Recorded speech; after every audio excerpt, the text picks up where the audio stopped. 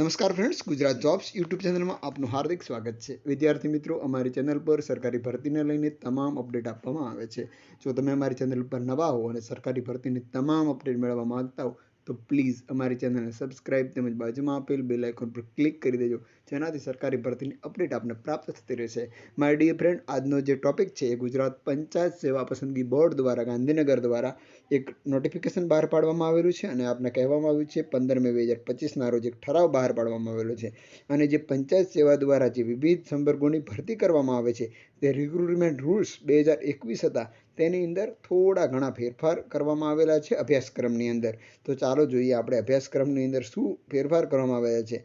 અને અમેન્ડસ અને સુધારા રૂલ્સ છે 2025 ગુજરાત પંચાયત સર્વિસ દ્વારા બહાર પાડવામાં આવેલ છે. હવે રૂલ્સ 2021ની અંદર એનેક્સર એ છે, એનેક્સર બી છે અને જે ફોલોઈંગ એનેક્સર એ અને એનેક્સર બી એ આપણે જોવાનું રહેશે. હવે આપણે સૌપ્રથમ સિલેબસની વાત કરવામાં આવી તો જે રૂલ્સ નંબર 7 મુજબ એનેક્સર એ છે એની અંદર જુનિયર ક્લાર્ક છે, તો જુનિયર ક્લાર્કની પેપર 150 માર્ક્સનું થશે અને જનરલ અવેરનેસ છે અને જનરલ નોલેજ છે તે 70 માર્ક્સનું આવશે 2 અવર્સ. બે કરેલું છે, પહેલું 150 માર્ક્સનું અલગ પેપર આવશે અને પછી 70 માર્ક્સનું અલગથી અવર આવશે. એના માટે 2 અવર રાખવામાં આવેલ છે, આપ જોઈ શકો છો. એની પછી નીચે આપ 150નું જે જોઈશો એ વિલેજ તલાટી હશે, મારે સમજવા ફેર થાય છે. જુનિયર ક્લાર્ક છે એ સૌપ્રથમ 150 માર્ક્સ છે, આપ જોઈ શકો છો, જેના કલાક છે 2 કલાક છે. 70 માર્ક્સનું જનરલ અવેરનેસ અને જનરલ નોલેજ રહેશે. ગુજરાત ગ્રામર 20 માર્ક્સનું રહેશે. ઇંગ્લિશ બહુ ઓછો કરી દેવામાં આવેલું છે 20 માર્ક્સનું અને 40 માર્ક્સનું રિઝનિંગ છે. એટલે અહીં પણ ગણિત ઉપર સંપૂર્ણપણે ભાર આપવા જઈ રહ્યા છે, હું આપને લાગી રહ્યું છે. સેમ સિલેબસ છે, તલાટીનો કોઈ જ ફેરફાર નથી, 150 માર્ક્સ છે. સેમ સિલેબસ ગ્રામ સેવકનો છે, પણ ગ્રામ સેવકની અંદર 100 માર્ક્સનું છે એ એમના ક્વેશ્ચન જે એમને ફિલ્ડ છે તે ફિલ્ડને લગતું ટેકનિકલ એ આ જોબ રિગાર્ડિંગ 100 માર્ક્સનો હશે. એ એમ તો ફાયદો જ છે એમના માટે. 200 ગુણનું પેપર હશે જેની અંદર 3 અવર્સ એટલે કે 3 કલાકનો ટાઈમ આપવામાં આવે છે. ફિમેલ હેલ્થ વર્કરની અંદર પણ સેમ છે, એમને પણ એમના ફિલ્ડનું 100 માર્ક્સનું છે અને બાકી ઓધર્સ છે 100 માર્ક્સ, એમ કરીને 200 ગુણનું પેપર હશે, 3 અવર્સ આપણે આપવામાં આવશે. મલ્ટીપર્પઝનો સિલેબસ પણ સેમ છે, એફએડબલ્યુ સેમ, ગ્રામ સેવક અને મલ્ટીપર્પઝ પણ એ જ રીતે સેમ છે. લાઈવ સ્ટોક ઇન્સ્પેક્ટરનો પણ સિલેબસ સેમ, જે આપણે ઉપર વાંચ્યું એ રીતે. ટ્રેસર છે જેનો પણ સિલેબસ સેમ, જ્યાં આપણે ઉપર વાંચ્યું એમ. વર્ક આસિસ્ટન્ટ છે જેનો પણ સિલેબસ સેમ, જેમ આપણે ઉપર વાંચ્યું.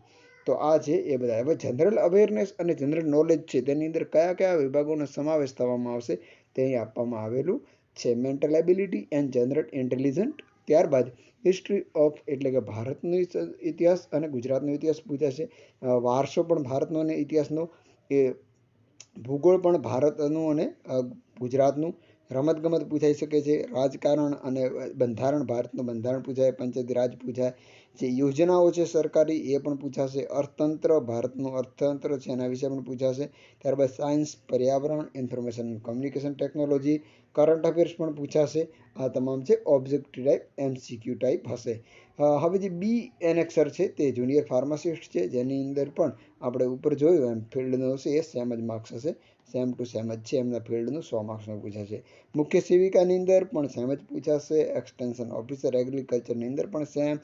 સ્ટાફ નર્સની અંદર પણ સેમ, જેની અંદર પણ 3 અવરનો સમયગાળો છે. લેબોરેટરી ટેકનિશિયન જેની અંદર પણ સેમ સિલેબસ છે. ત્યારબાદ સ્ટેટિકલ આસિસ્ટન્ટ છે તેની અંદર પણ સેમ સિલેબસ છે.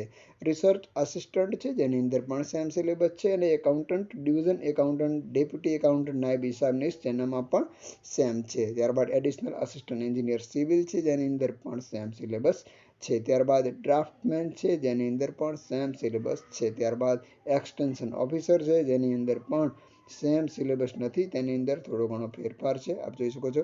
50 જે જનરલ અવેરનેસ છે એ આપને 100 માર્ક્સનું કરવામાં આવેલ છે ડ્રાફ્ટમેનની અંદર, અને 50 માર્ક્સનું છે રીઝનિંગ, એ રીતે 200 છે ને 3 કલાક છે. સોશિયલ વેલફેરનું ઉપર જે છે એ જ સેમ સિલેબસ છે. ડેપ્યુટી ચીટનીસ છે જેનો પણ સેમ સિલેબસ છે. આ બહુ ડેપ્યુટી ચીટનીસ બનવાનું સૌથી સારો મોકો અહીં ગણી શકાય પંચાયતની અંદર, જ્યાં 200 માર્ક્સનું પેપર હોય છે માત્ર. સ્ટેનોગ્રાફર છે જેનો સિલેબસ આપને સ્ક્રીન પર જોઈ શકો છો. 100 માર્ક્સનું સ્ટેનોગ્રાફરનું જે પોતાના ફિલ્ડનું છે એ અહીં પૂછાનારું છે. તો આ હતો પંચાયત સેવા પસંદગીનો જે નવો અભ્યાસક્રમ, જેની અંદર સુધારો કરવામાં આવેલો છે. આવી જ રીતે આપણે સરકારી ભરતીની અપડેટ સાથે ફરી મળતા રહીશું. Thank you so much for watching this video. જય હિન્દ.